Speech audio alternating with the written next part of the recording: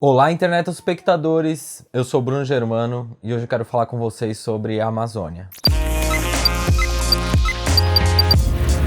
Não é novidade pra ninguém do que está acontecendo com a Amazônia, né? Há semanas que todos os jornais vêm noticiando sobre o desmatamento e as queimadas que estão acontecendo na Amazônia. Um monte de balela está sendo dita, um monte de notícia falsa sendo disseminada, mas também algumas coisas são reais. Mas eu queria pontuar aqui algumas coisas e algumas opiniões pessoais minhas, tá? A Amazônia, diferente do que um presidente disse aí, não é o pulmão do mundo. Na verdade, claro, ela tem um grande valor para o mundo inteiro, como um bioma e tudo mais, mas o pulmão do mundo são algas marinhas no oceano, que elas são muito mais abundantes do que a própria Amazônia. Outra coisa muito importante, não é notícia desse ano que a Amazônia vem sendo desmatada e vem sendo dizimada através de queimadas. Isso já é uma prática de muitos anos que vem crescendo cada vez mais e, claro, as notícias estão sendo disseminadas mais rápidas e tudo mais. Mas não é exclusividade desse ano essa notícia. A parte mais importante da gente preservar a Amazônia não é pela Amazônia ou pelo bioma dela, e sim para que a nossa vida continue sendo boa. Isso quer dizer que toda a umidade, chuva e boa parte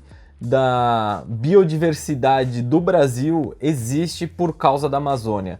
Um exemplo é uma parte do centro-oeste, uma parte do sudeste só é úmido o suficiente, tem chuva o suficiente por causa da Amazônia. A Serra do Mar, que está no litoral, ela é muito grande, acaba protegendo essa região da umidade do mar, mas é a Amazônia que supre com toda a umidade das árvores todas essas regiões para a gente ter chuva. São chamados os rios invisíveis ou os rios aéreos. Sem a chuva causada pela umidade da Amazônia e por esses rios aéreos, essa região central do Brasil, centro-oeste, sudeste, em poucas décadas se tornaria uma região desértica. Isso tudo eu aprendi num livro. É um livro que eu vou até deixar recomendado aqui, ele me inspirou muito para começar esse canal, porque é um livro que fala muito sobre ciência para todo mundo. O nome do livro é A Longa Marcha dos Gafanhotos Canibais, de Fernando Reinach, eu acho. Ele é um ex-professor da USP de biomedicina, eu acho, ou alguma coisa, mas ele é um ex-professor da USP, ele era colunista do Estado de São Paulo,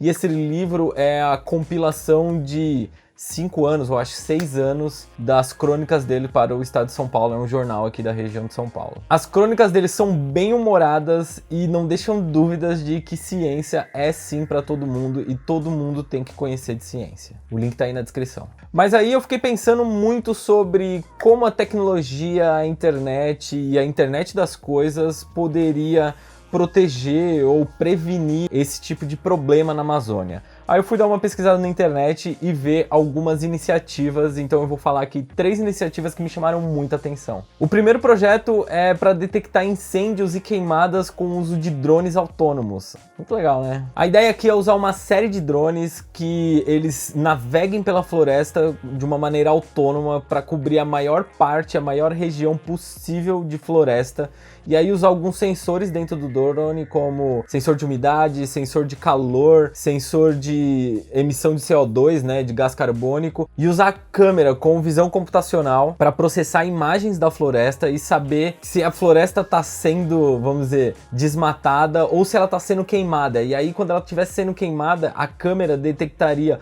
o tamanho desse incêndio, o tamanho dessa queimada, e aí já acionaria todos os órgãos responsáveis para prevenir um tipo de catástrofe muito maior. O segundo projeto aqui de hoje é um projeto da Hitachi India. Eles desenvolveram um dispositivo onde você prende ele na árvore e aí de uma maneira não intrusiva, tipo, você não precisa introduzir nada na árvore, ele consegue detectar a saúde da árvore, então tipo, se tá úmido o suficiente, se tá calor o suficiente, se ela tá crescendo ou não.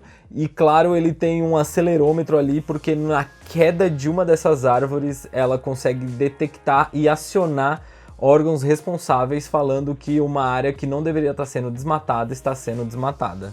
Claro que isso precisaria de uma combinação de dados um pouco maior, né? Vai que uma árvore por acaso caia na floresta, pode ser que caia. Mas aí imagina que uma série de sensores estão caindo, uma série de sensores estão sendo removidos. Ele também ele consegue detectar se ele foi removido dali da árvore, então isso já levantaria um alerta. E aí eu deixei o melhor por último. Sério, esse último projeto é o projeto que mais me chamou a atenção. Ele segue quase todas as premissas da cartilha do movimento Maker. Ele é reutilizável, ele é barato, ele é de reaproveitamento de material antigo. Assim, é muito legal mesmo. A ideia aqui é usar celulares antigos, mas a ideia é usar sensores desse celular, como a câmera, como o microfone, como o acelerômetro dele, para detectar desmatamento e detectar sons da floresta. A ideia do projeto, cara, é muito legal. Sobre a câmera o celular vai ser posicionado de uma maneira onde ele fique tirando foto da floresta constantemente. Essas fotos são enviadas para um cloud, e aí nesse cloud existe um processamento dessas imagens para saber se aquela região está tendo alguma movimentação humana, se está sendo desmatado ou não, se animais estão vivendo ali ou não. Então é uma série de processamentos de imagem usando inteligência artificial, machine learning e tudo mais. Sobre o microfone, a ideia aqui é usar o microfone para gravar os sons da floresta. Aí nesses sons dá para detectar sons de árvores, sons de chuva, sons de animais. Isso é muito importante porque dá para saber se os animais estão vivendo ali ou, por exemplo, se um animal está sendo morto ali. Então imagina que o som de um animal sendo morto é diferente, som de armas e coisas assim. O microfone também é usado para detectar som de motosserra e qualquer outra ferramenta usada para o desmatamento. Fora isso, também é usado o acelerômetro para detectar se a árvore caiu ou se aquele equipamento foi removido da onde ele foi instalado.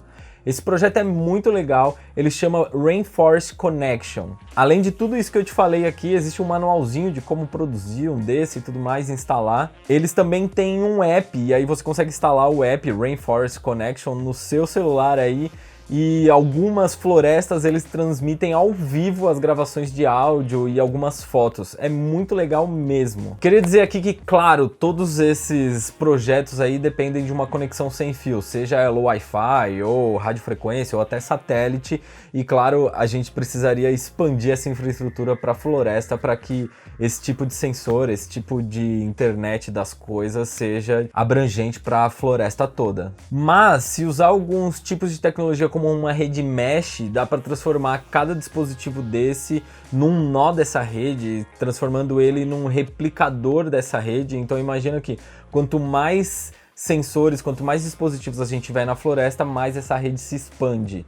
Então é assim, tecnicamente é viável, mas claro, é um custo de investimento de infraestrutura além da produção desses dispositivos. Alguns desses projetos já têm sido implantados nas florestas com uma taxa de sucesso e uma taxa de cobertura muito boa que tem cada vez mais salvado as nossas florestas pelo mundo. E aí, claro, eu tô falando da Amazônia, mas esses projetos vêm sendo implantados na Malásia, na Costa Rica, em várias outras florestas pelo mundo, além da Amazônia. Bom, eu vou ficando por aqui, eu espero que a gente possa falar cada vez mais da Amazônia, mas não falando do jeito que a gente tá falando aqui, mas sim falando do crescimento desse bioma e de como essas tecnologias têm protegido cada vez mais esse ecossistema. Eu vou deixar aqui relacionado um outro vídeo sobre a internet das coisas, espero que você continue assistindo e aproveitando todo esse conteúdo legal desse canal. Eu vou ficando por aqui, muito obrigado e tchau!